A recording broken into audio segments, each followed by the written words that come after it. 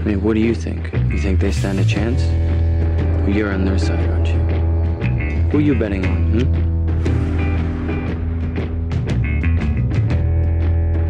Magic mirror on the wall.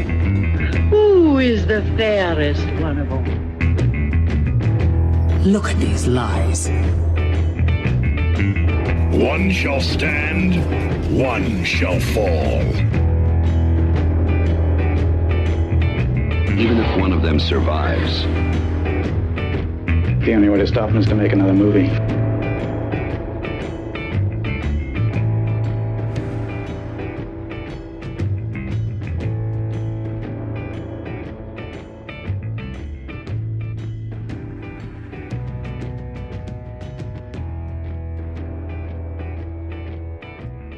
Welcome to the Celluloid Mirror. My name is... What's my name? Sean. My name's Sean, I think. Right? You're very low. Am I very low Sean? right now? You can't hear me? Now you're better as Oh, the okay. music fades. Oh, okay.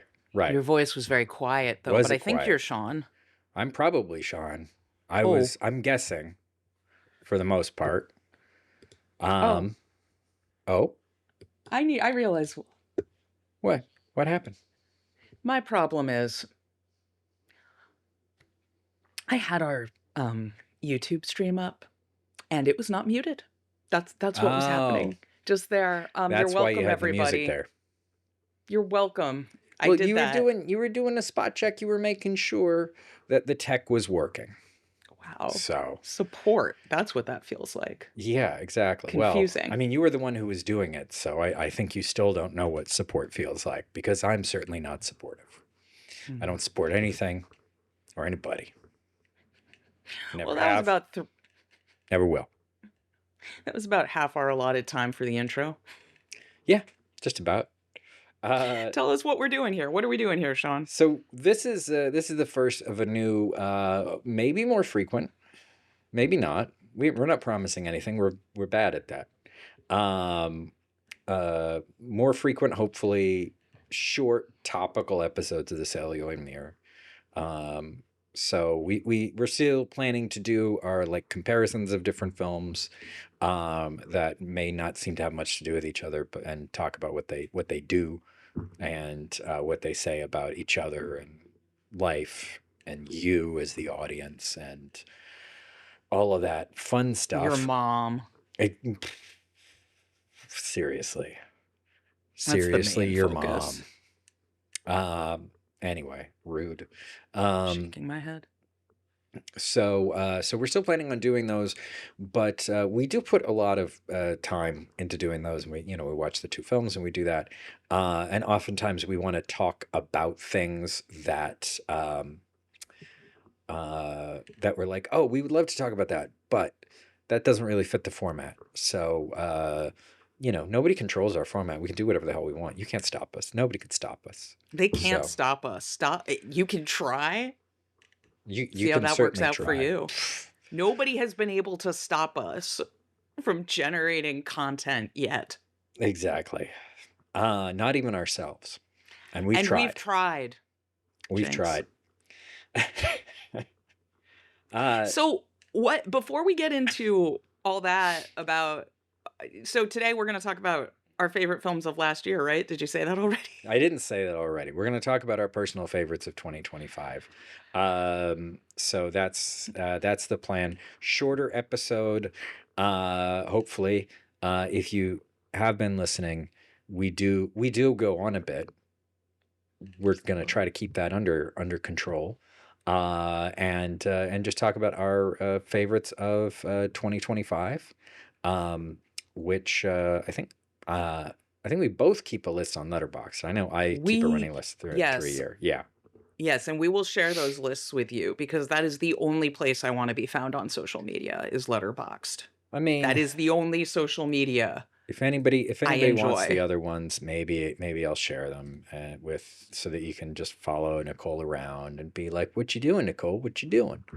You can share any of my social media that continue to exist. They're not doing anything. I'm just not going to see it because Yeah. I don't like going to places I hate.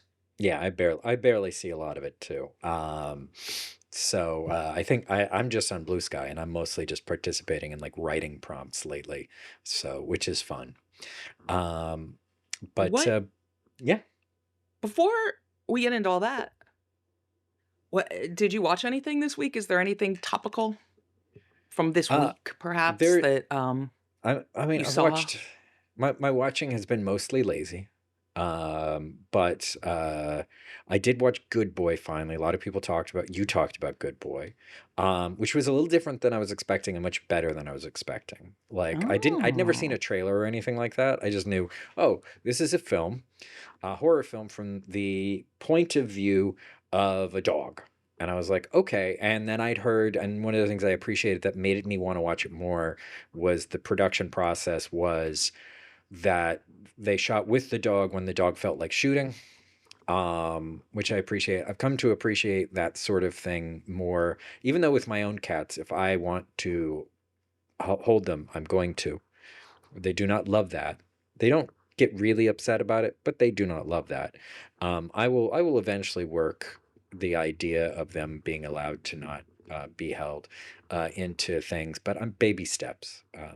But I've come to appreciate that sort of thing more, the animal choice and stuff like that, because I've been volunteering at the zoo a lot, and that's a big principle at the zoos as far as animals being out or animals that are available for interactions or something like that. It's very much the policy of the network of zoos here in New York that it's like if the animal don't want to do it, we're not gonna even try to make them.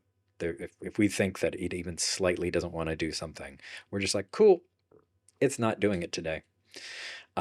Which is nice, and so I kind of appreciate that about like the production of Good Boy. I thought it was really well shot. I thought it was really interesting, and how it like showed the point of view of the dog, and it really felt like it was like, oh, this is the point of view of the dog. Its owner is sick, and that's like the scariest thing for the dog. And I was like, oh, okay, that's cool. I thought it was a really well done, low budget horror indie, and definitely enjoyed and recommended that.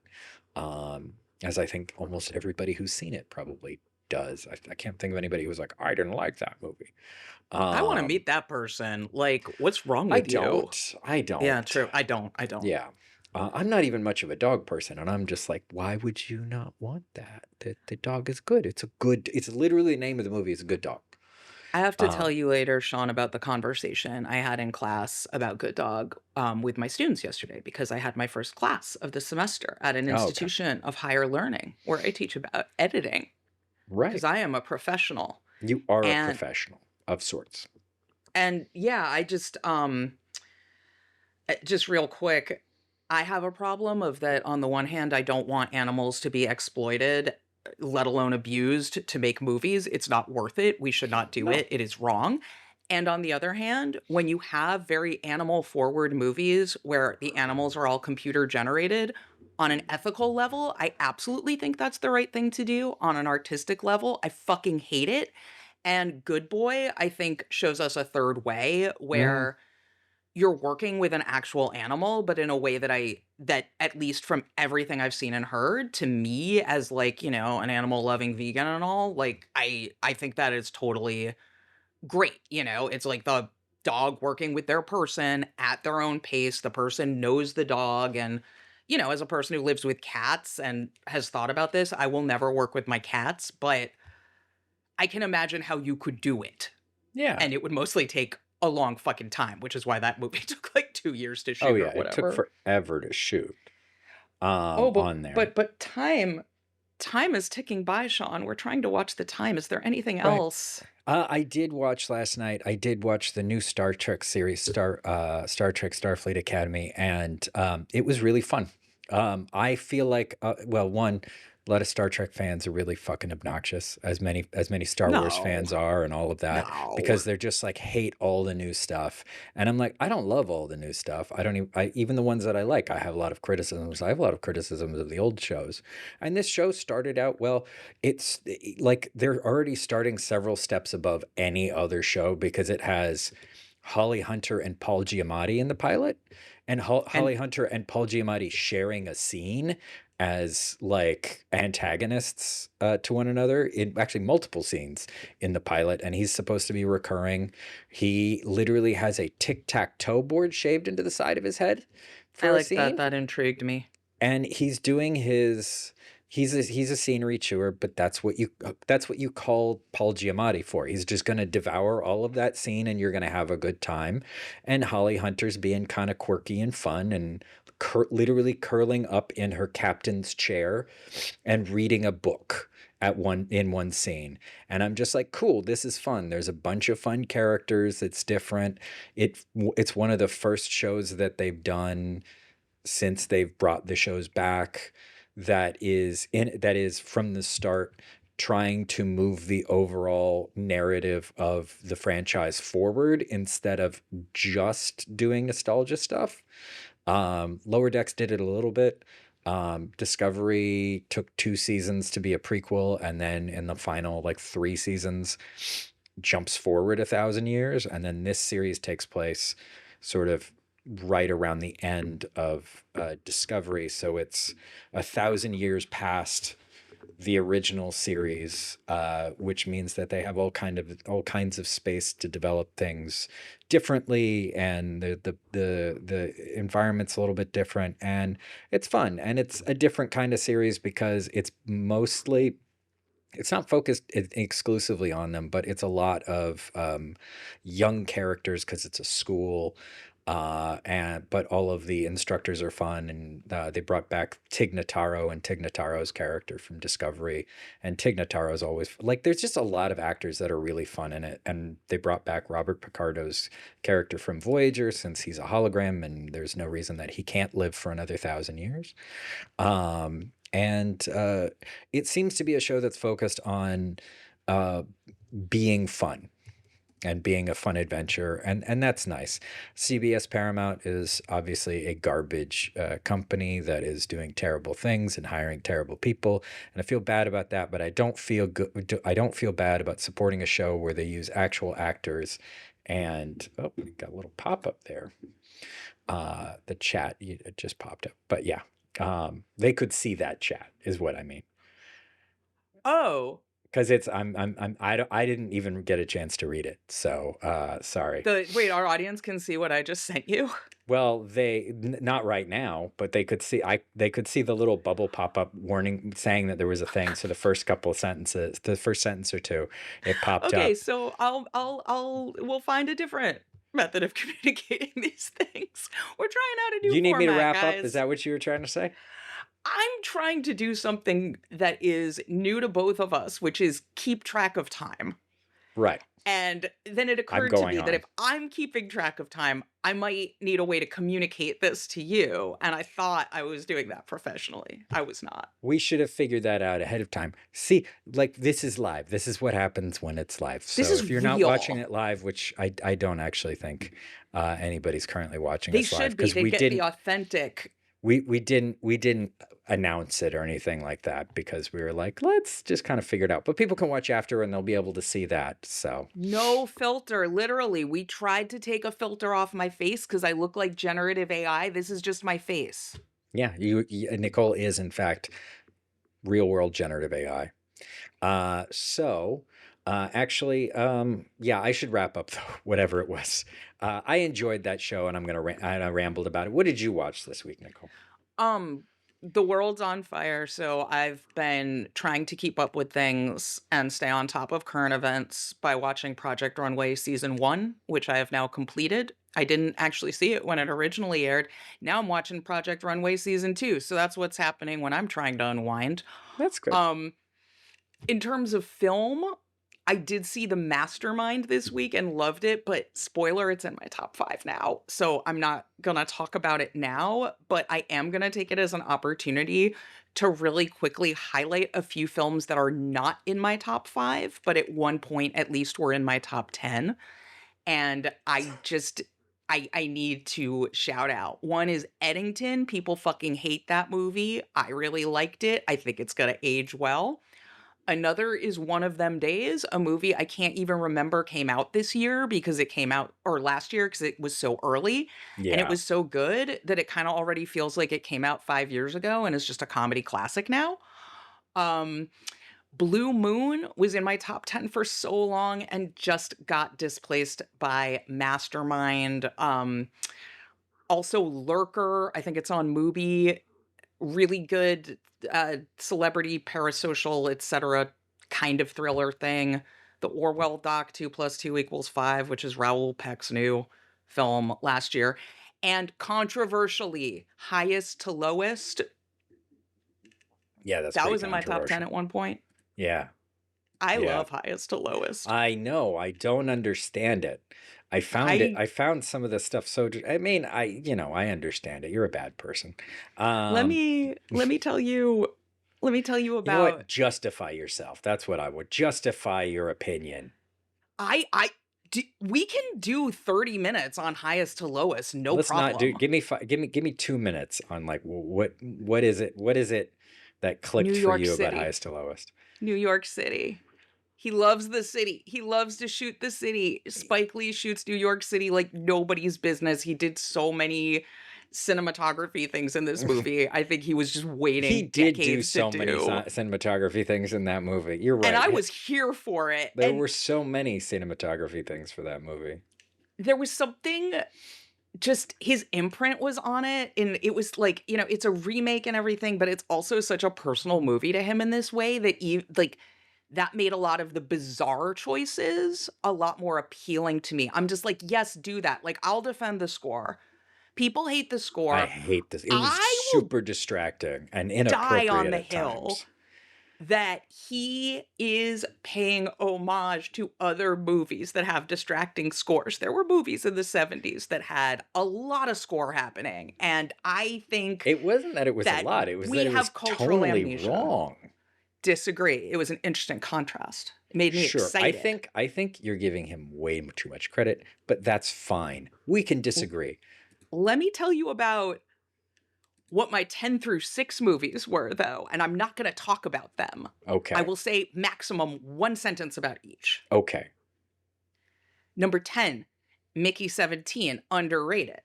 Number 9, Begonia, need to see it again. It might go higher on my list. I really liked it. Number 8, Freaky Tales. More people need to be talking about this amazing anthology film.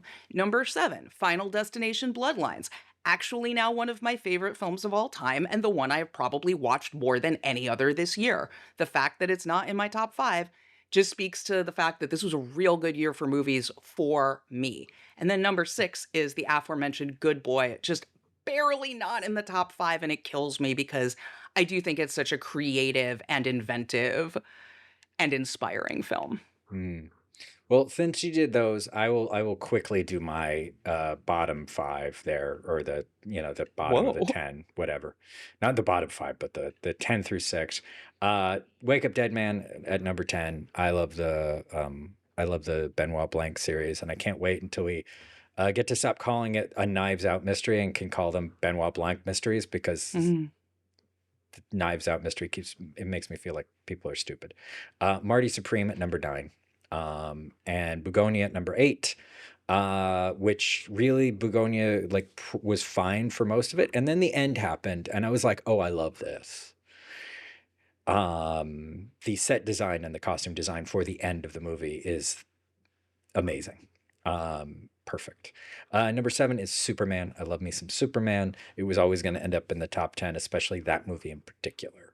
And then number 6, I feel like nobody else liked this movie, but A Big, Bold, Beautiful Journey was just the right kind of quiet weird for me, and was one of the few movies that I left where I was just like, that was nice. I appreciate what this is. There's a lot of like little things in it that I really enjoyed, but those are my. What is that movie? I don't know It's that Colin movie. Farrell and Margot Robbie having like a road trip, but it's way more surreal than the trailer shows you.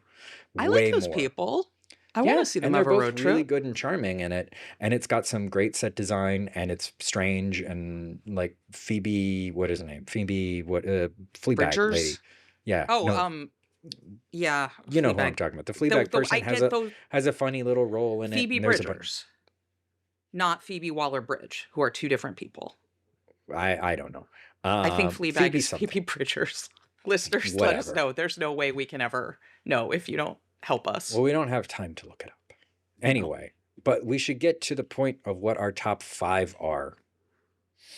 What are your top 5 for 2025, Nicole? Should we do like my 5th, your 5th, or Yeah, should let's I just do run that. down? Let's go back and Okay. forth. My number 5 film is Friendship, the Okay. Tim Robinson platonic erotic thriller comedy. Very much a platonic erotic thriller. Yes. I think that genre description explains a lot of why I was so delighted by this film. Absolutely. It's very funny. If you like Tim Robinson's shtick, I do. I enjoy his shows. I enjoy his comedy, and I thought this movie was so fucking funny and enjoyable, and I've watched it a couple times. I will watch it more. I hope Tim Robinson makes more of these like comedy thriller type films. They really work for me. Mm-hmm. Yeah. What was your? My number 5 was Mickey 17. I felt like it was very funny. It was a fun sci-fi adventure thing of sorts, and like there was a lot about what it was that I really worked for me. There was a little bit, I was thinking about it again to what to talk about, where there was a little bit where I kind of felt like the movie was almost a fuck you specifically to Elon Musk about the way that Elon Musk responded to Parasite. Because it was very, like, Mark Ruffalo's character is definitely basically like Elon Musk being an idiot going to space, not knowing what the fuck he's doing. And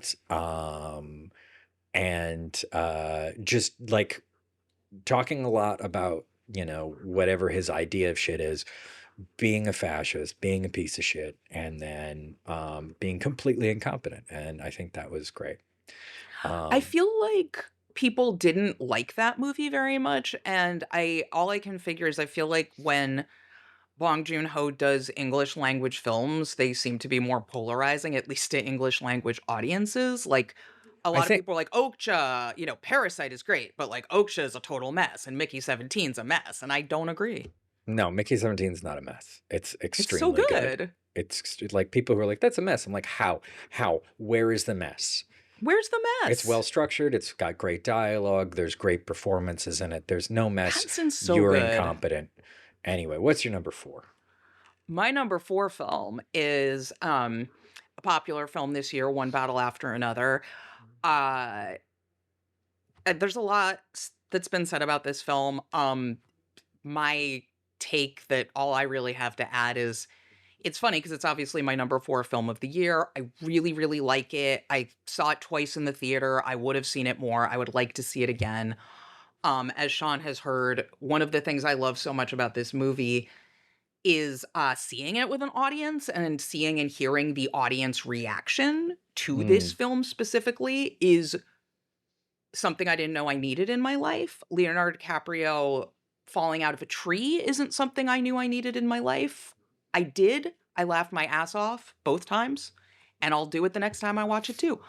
To get back to what my point was, I really love this movie. I also have criticisms of it, so it puts it in this funny category of being a movie I do really love, but also feel kind of like a hater about, because I do have some criticisms, and it's not like just my number 1 movie of the year. That said, like, it's my favorite Paul Thomas Anderson film, I'm sure, by like quite a bit. I do think it's an excellent film and an important film for a lot of reasons that are bigger than the quality of the film itself, but are more about the moment the film is being released in. And much like the topic of our film, if only we had a film about this, of our podcast, 'cause podcasts, they're just what we have now. And I lost my train of thought. Much like you're talking about one battle after another. Are you Mhm. saying it reflects the audience? And Oh yeah, yeah, what it reflects about our moment and how audiences are receiving it in our moment, given that something that I think isn't talked about enough is like one battle after another is based on like a Thomas Pynchon novel that's about like 1960s or early 70s revolutionaries. Like the whole yeah. story in the novel is set decades in the past and makes a lot more sense because as someone who was involved in like anti-immigrant detention activism in the early 2000s, we didn't have that stuff going on. We did not have the French 75 liberating detention centers and stuff like that. I think there's something very interesting about just transposing this story that was set in a very specific moment into a different moment and seeing how people receive it and what is Hmm. seen as being like, oh, this is just realistic. And what is seen as being like, oh, maybe we're 2 steps away from this, or maybe this isn't as bad as reality is right now, actually. And I don't know. I got a lot to say about One Battle After Another. Number 4 movie, best Leo Maybe we'll performance. have to find something to pair it with, and we could talk about it in more depth. Chase Infinity is great. What's your Uh, number 4? my number 4 is Sinners. I really liked Sinners. I was really excited about it when I kind of first saw that it was coming out. I had to stop like trailers when I realized they were starting to give away too much. And I think one of the things that it didn't help my viewing of it was knowing that it was a vampire movie. I think I enjoyed the movie. It's in my top 5 here. I think my first experience of it would have been better if I didn't know, because there was a little part of me watching it the first time that was waiting for when they were going to show up, that was anticipating that.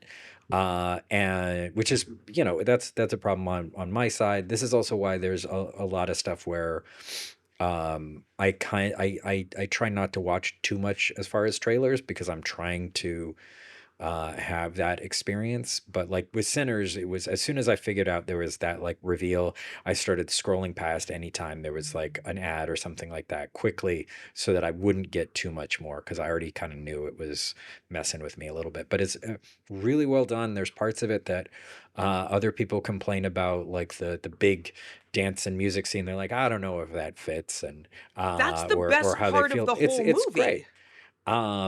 Like Sorry. no, I agree. I think it's fantastic, but I also knew watching it, I'm like, people are going to complain about this part, or I'd already seen people complain about that part, They and I'm wanted him just to like, cut it. I know they yeah, wanted and him they to were, cut it. yeah, I think I heard something like that, and I'm just like, no, this is great. This is like, that is one. If it didn't That's have the that scene, movie. it wouldn't be in my top 5. Like, I like the rest of it. I love the end part. I love the very end. I love everybody's performances in it are great. But without that scene, I would have been like, this is fine. And yeah, it was excellent. It's been a long time since I watched it. So I don't think I have much more specific right now to say about it. So what is your number 3? My number 3 movie is the one that displaced my beloved Blue Moon from the top 10, which is Kelly Reichardt's The Mastermind, Mm-hmm. starring Josh O'Connor of your beloved Wake Up Dead Man, which I did enjoy also. Mm-hmm. Just watched The Mastermind this week. It's um kind of being discussed as Kelly Reichardt's heist movie. That's technically correct in that that is an important part of the plot. It is, as you might expect if you've ever seen a Kelly Reichardt film, not a traditional heist movie. It's not a like suspense thriller excitement. It's a little quieter and it's not about the heist. Mm-hmm. It's about the Josh O'Connor character who plans the heist and how his plans impact the rest of his life. Okay. I don't want to give too much away, but I will say it's one of those movies where I didn't really know that much about it. I knew Kelly Reichardt, Josh O'Connor, something about a art heist. That's all I knew. And it was one of those things where you're watching it and you're like, oh, I think I see where this is going. And then the ending was one of the best film endings of the year to me. It's one of those endings that really speaks to a thing that I know you and I, as media educators, talk about a lot, about how like how you open a film and close a film is really important because Yeah, absolutely. you know why. And whatever you're leaving the audience with, right, is going to be like the freshest thing probably that is going to be what they're seeing your whole movie through when they're trying to figure out what they thought of it. So if you leave the audience on a real high, Mm-hmm. like that's kind of the most valuable place you can put the strongest part of your film is the end, because it's going to have more weight. And I mean, the Mastermind's great all through, but the end delighted me so much. And it was one of those things where when it happened, I was like, oh, this is the end of the movie. And I knew it, and it was perfect. And I literally clapped my hands at home with other Sean because I Okay. was so delighted. And I'm like, yes, that is what happened to that is what happens to this character. And that is why the Mastermind actually would be a great double feature for us to do with Marty Supreme.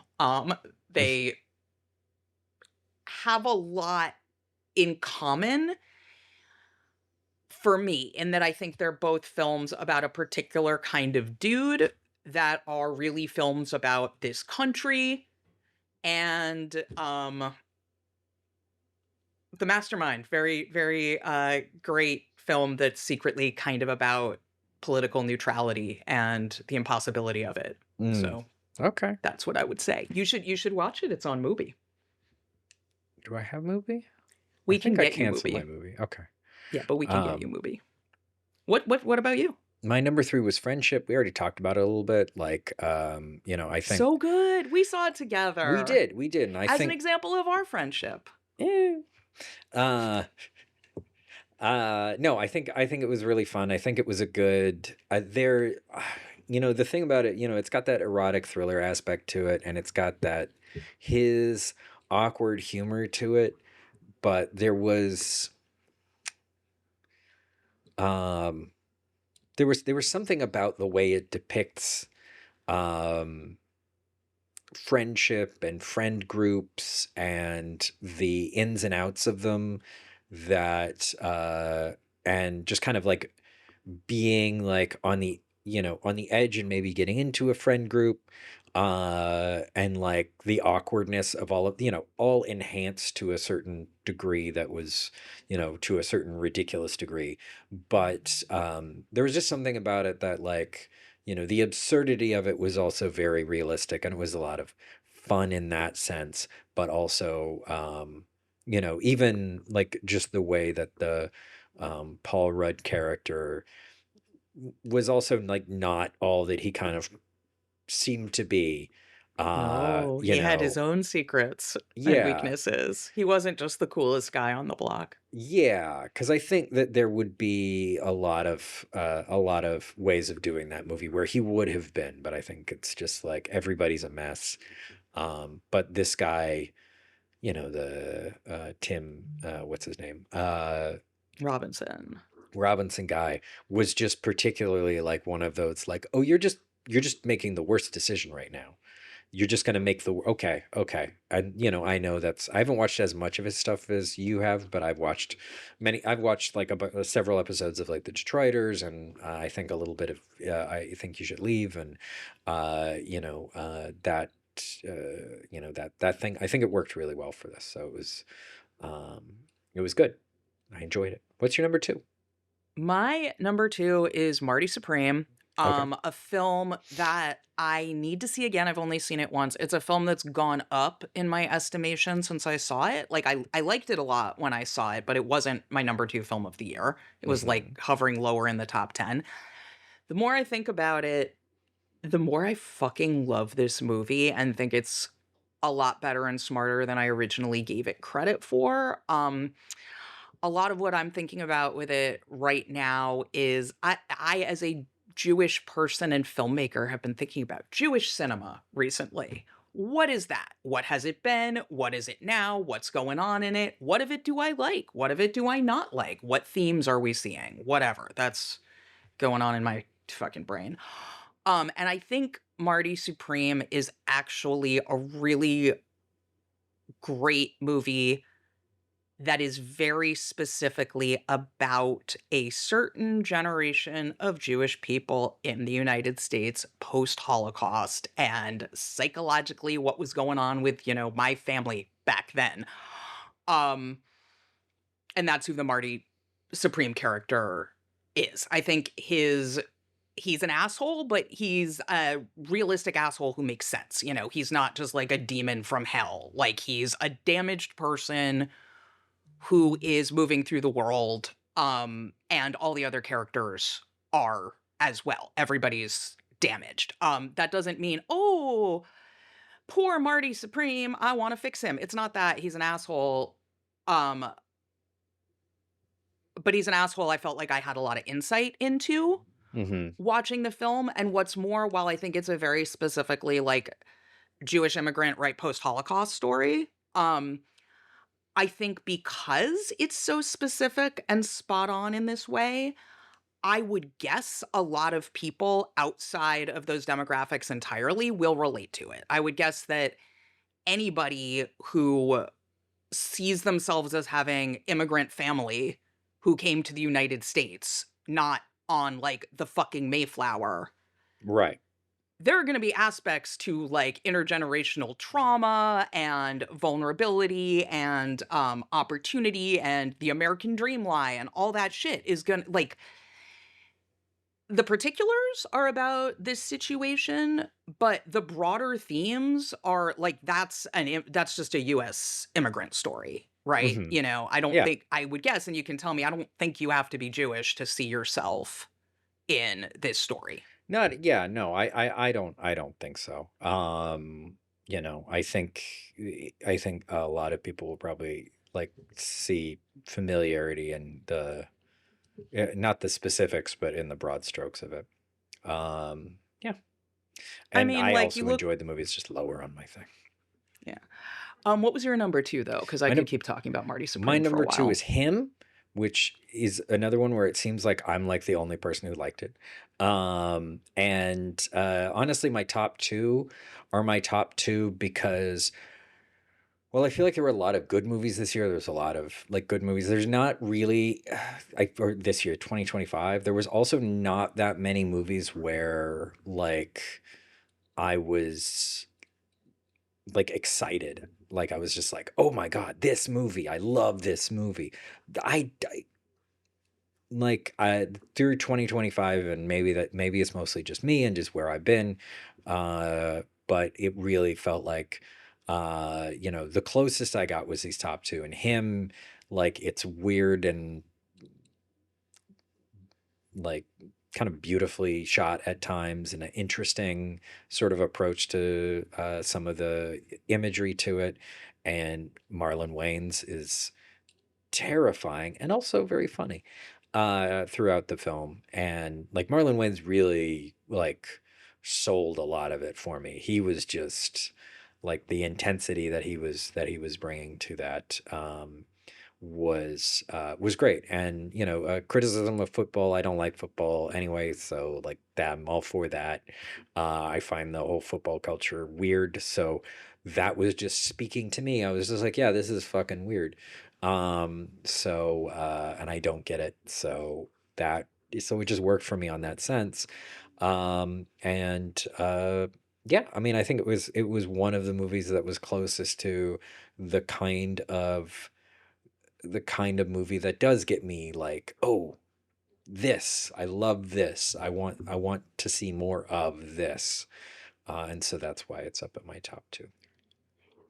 Him is your highest to lowest as far as I am concerned, of that. I'm like, I have to say, I love that it's your number 2 film of the year, and I kind of want to just do a whole episode talking about it, or maybe we could do that in highest to lowest or something and like have them fight. Because like I was very excited for Him. I thought the trailers looked great. I don't like football. I think football is a problem in a lot of ways. I was like, cool, here's a horror movie about how, US American football's kind of culty and we sacrifice young Black men, like literally, to this religion we have, right? Yeah. And I was like, word, I'm all for this. Oh, this looks really, I love these visuals. I'm really excited to see where this is going. And then when I watched the movie, I felt like it was just a long version of the trailer. I loved the visuals. Visuals were great. I thought the sound was great. Mm-hmm. I thought some of the performances were very good. I'm curious to see more from the director, but I just felt like it was a long version of the trailer and it didn't develop any of the themes that were just right there on the surface in the trailer. Like, I really liked the first 10 minutes or so, but once they got to the football compound and I kind of was like, oh, I don't think there's going to be anything more to this. There wasn't. I felt like the movie was kind of treading water, but I do really hear some of what you're saying, because I think we talked about how in a lot of ways it reminded us both of Neon Demon. Yes. No, you said it did, but I think I just acknowledged that. Okay. Yeah. Because like Neon Demon is a movie that continues to inspire me on a visual level. I think about a lot of those visuals a lot, but it doesn't. And it's also a very like thin movie as far as like, I think that's one of the things that I don't have a problem with that I think other people do with him. I'm like, yeah, no, this isn't like, this is just doing what it's saying it's doing. It's just doing it in a visually interesting way. And it's not, it's just like, no, I'm not going to be subtle. I'm just doing the thing. And I mean, obviously I want depth and all that to what I'm watching. But also if you just want to make an interesting, weird ass movie and you're just going to be like, you know what? It's already kind of weird and kind of out there. We're not gonna get subtle with anything. We're just gonna fucking do it. I'm all for that. There's too many movies where it's just like, well, we got to make sure all the plot stuff works. I'm like, make sure all the weird visual shit works. Have all these little nuggets where I'm like, those aren't mannequins that they're shooting in the shooting range, and stuff like that, where they don't actually show it, but it's there. And stuff like that. So, and just like unnerving things, that isn't, it is just kind of treading water, but it's treading water and being like, and now look at it this way, and now look at it this way, and here's some weird shit, and here's Marlon Wayans being, I'm fixated on Marlon Wayans in that movie.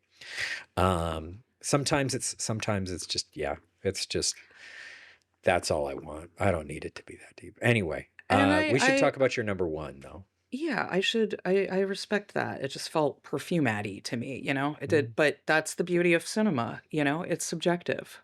We don't all want the exact same things. My number one film of the year is Sinners. I think on balance for me, it was just the most impressive film of the year in that it was so ambitious. And in so many ways, such a clearly uphill battle. And I thought Ryan Coogler pulled it off so impressively. The aforementioned scene that some people don't like, that's the big dance music sequence, to me is absolutely the heart of the entire movie. I don't know how I'd feel about it without it. I think I'd still really like the movie, but that was the scene where the first time I saw it in the theater, that scene came on and I was like, this is great. This is movie magic. This is stuff you can't do in other forms. And it is speaking to me and it is making me feel feelings. And if some people like that scene went over their head or over their heart or whatever, I'm just sorry for them. Over their heart? That was corny. That was, you're very poetic or something. Thank you. There's so many things I love about this movie that I just forget because there's so many things I love. I forget that Saul Williams is in it. That's pretty great if you're me. I forget about the amazing credit sequence that I am not going to spoil in case anyone hasn't seen Sinners, because it's so fucking good. I love the costume design. I hope at the Oscars this year, Ruth Carter did the costumes, right? I have no idea. I think. I'm quite sure it was Ruth Carter. The costumes are amazing. You're dealing with like different eras and doing so many fun things. The performances, the blend of genres. I hear what you're saying about it would have been nice to be surprised about the vampires. But one of the things that impressed me so much about this movie is that the first time I saw it, I kind of forgot about the vampires. Mm-hmm. And I was just watching like this historical drama about these two brothers and they're like, ripping off gangsters and stuff. And I was very interested in like this town and the dynamics and the characters and them setting up their nightclub. And it's, this is great. Yeah, And then I yeah. was like, oh, right. And now there's going to be vampires. That's what I wanted. And unfortunately, like I was looking for the vampires. And so that was, and it was a me as an audience member experience thing where I needed to not have that. Because I was into that stuff and I'm like, this is pretty cool. They're supposed to be vampires, right? Oh, they're going to do it at this. Like my brain was, it might've been just the day I went to see it, stuff like that. So, I mean, for me, it just really worked. And it's just like the complete package. It's a full meal, right? It's like Ryan. And part of why it's my number one is also seeing it like in the scope of Ryan Coogler's career. And I'm just like, good for you. Like, good for you, how you built and you did your big, enormous blockbuster genre movie. And you parlayed that into getting to do this, which hardly an original script, not a fucking IP. And then you continue to own it and like all of the other stuff about like that was kind of pissing some people off. And, I mean, there's the bleak sort of view that sometimes I have where I'm like, he's probably going to be the last one who's going to be able to do that because the industry is. Oh, yeah. Falling. But I'm going to enjoy that he did because he took his shot and he made something with it. And he made something that I think is going to be a classic film. I think we're still going to be watching this film if we are still watching films in decades from now. And it's going to hold up really fucking well because it's funny. I actually, in a way, my top 5 are all kind of like American stories. They're all like very, very specific US American stories, like Friendship 2. That's like maybe kind of like macro, like micro interpersonal level. But that friendship, the central friendship, I feel like is culturally, it's very like all the stuff about it's very American.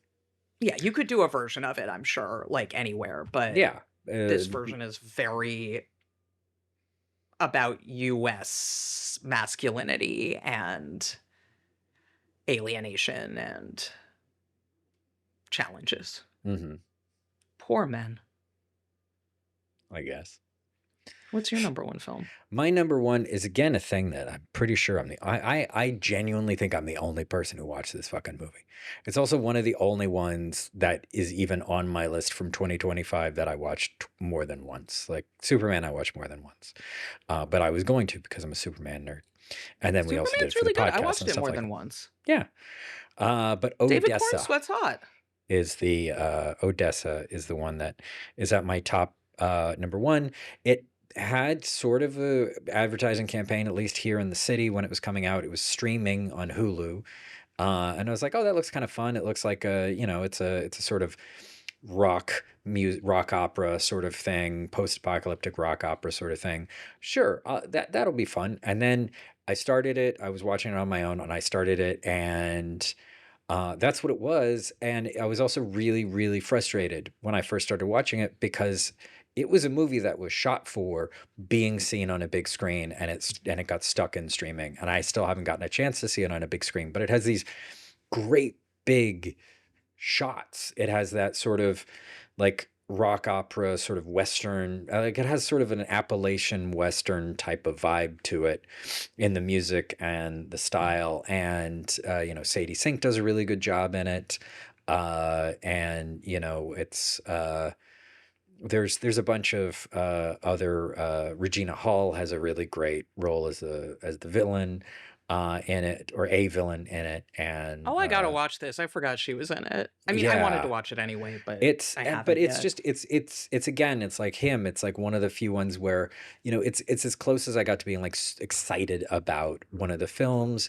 One of the things I enjoy about it also is you know, one of the things that I'll think about sometimes, I'm less of a fan of them than I used to be, and I was never that big of a fan of them.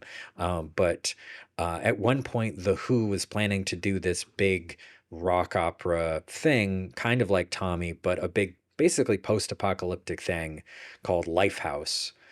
And the way that it was supposed to work, if they were doing it in concert, there was like a whole thing with computerized, like taking like the biometric data from people in the audience and like having that encoded in a way where it could be fed into a computer during performance, so that the finale of the film, that would be generating part of the music for the, there's a, like, if you go into the Wikipedia for the Who's Lifehouse, but the storyline for it is similar in that it's basically like some person, some young person in the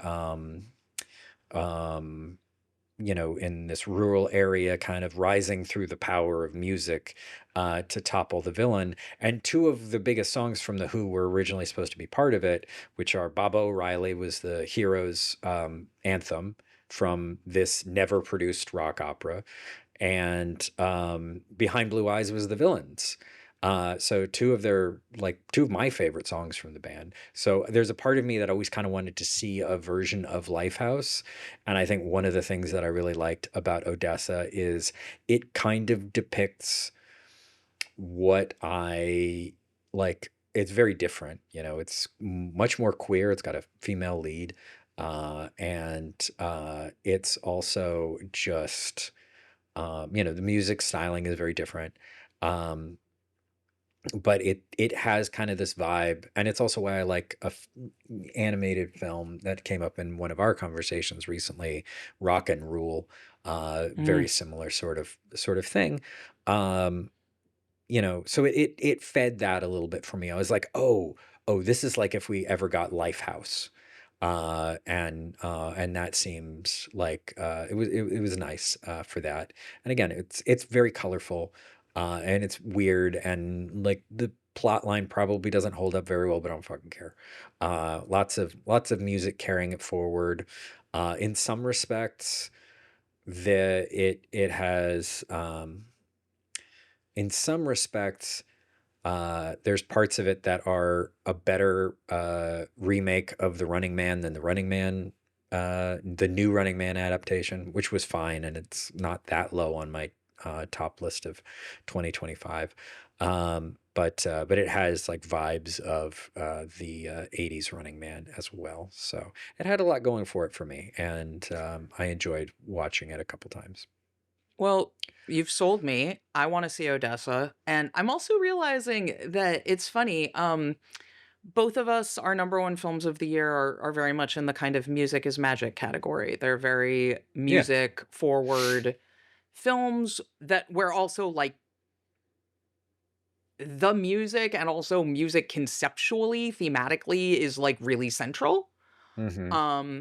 And I think that's interesting because like we both like musicals a lot. And like, look, I loved K-pop Demon Hunters. It didn't end up in my top 10. No, It was I at one liked it point. a lot, but it was, I don't think it Yeah, ever really ended up in my top 10. um It's in the it was 20s. I've been listening to that music, and my nieces really like that music. Sure. And that goes a long way.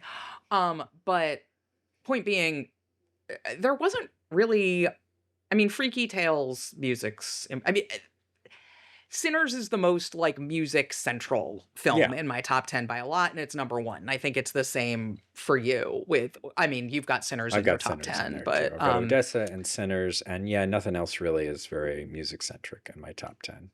I think part of what excited each of us so much about our number one films of the year was specifically how the music was used in film. I think that's something we both like a lot. I And agree.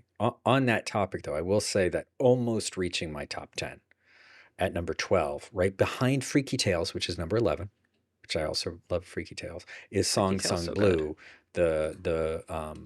the biopic of sorts, the very changed as far as details biopic of the couple who covered Neil Diamond songs, which was a lot of fun. And honestly, weirdly, Jim Belushi is probably one of the reasons it's so high up.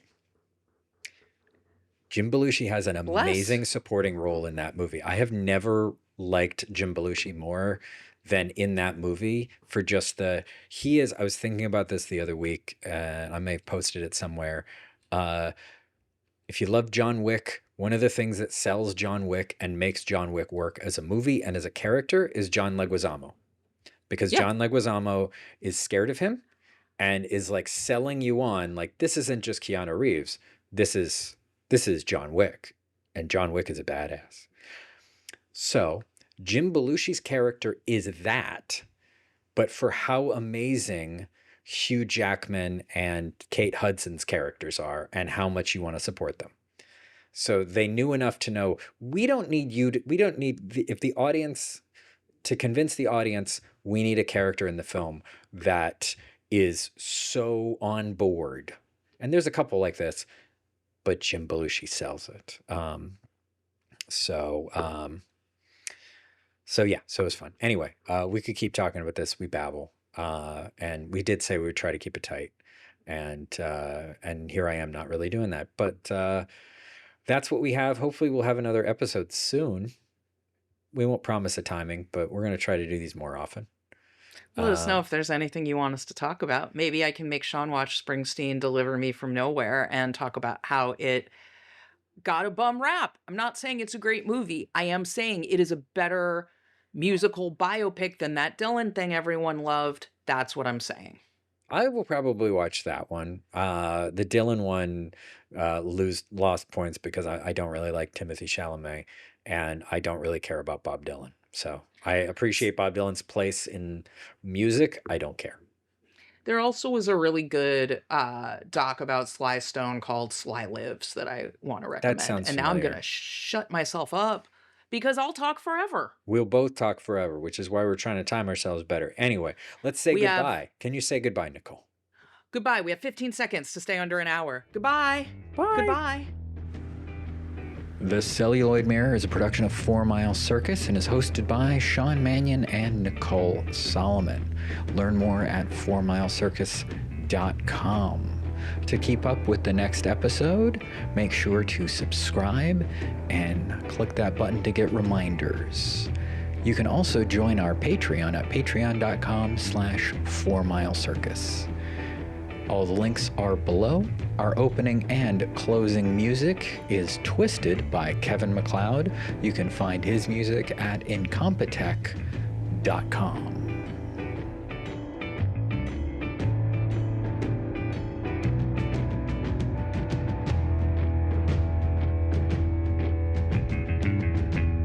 I ended up in that hall of mirrors. There was another girl. She looked like me. Exactly like me.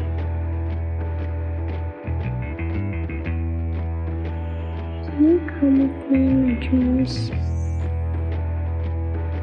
That'll do, baby. What happens when the story dies? The evil is set free.